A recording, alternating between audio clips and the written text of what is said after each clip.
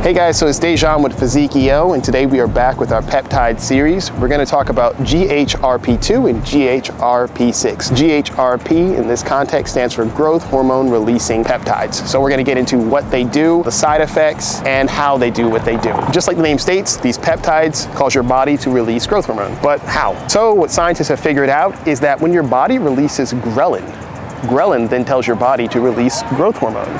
So that's pretty interesting, right? So instead of injecting growth hormone directly into your body, what these GHRPs do is they actually cause your body to release the growth hormone itself. So this is interesting for a few reasons. Number one, when you're injecting exogenous growth hormone, as in growth hormone from out in the wild that you find, in a syringe out in the trash, when you inject these growth hormones into your body, over time, chronically, they can suppress your body's own natural production. But if you're using a GHRP, in theory, you would be promoting your natural production so you can get high natural production levels without having to worry about lowering your natural production levels. Since it's your body releasing growth hormone, it's probably not going to exceed those natural limits. This is important for a few reasons. If your growth hormone levels go too high, there's all sorts of side effects with water retention. So maybe your ankles get swollen. Maybe you have trouble sleeping and all these other things. So these GHRPs are promising in that way. They promote your natural production through attaching to the ghrelin receptor. So as you'll remember, I mentioned two of them. I mentioned GHRP2 and GHRP6.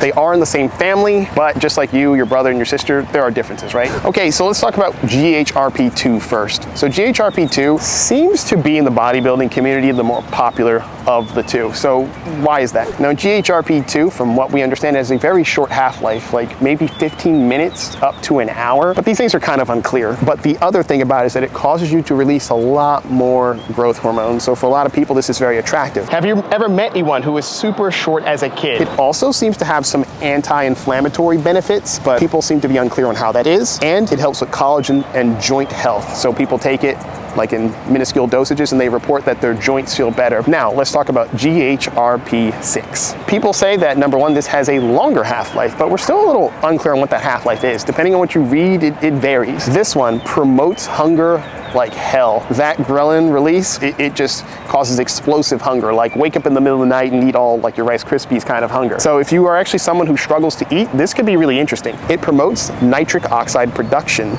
and muscle growth down the line, according to some people. Also promotes really restful sleep. That growth hormone production just knocks you the hell out. But on the flip side of that, it actually releases far less growth hormone compared to GHRP2. GHRP2 produces more growth hormone.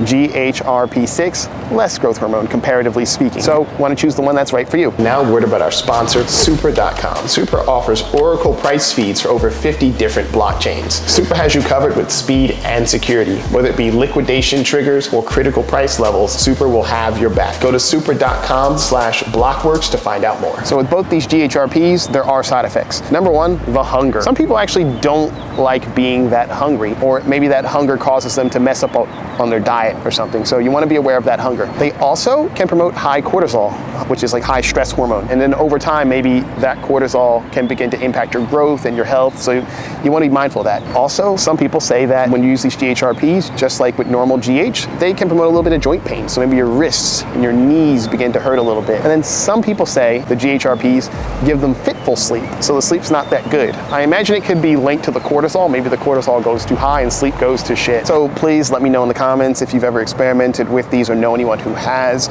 or if you intend to experiment with them. What do you think about them? Really interested in all that. So this is Dejan with Physique EO, and I'll see you guys later.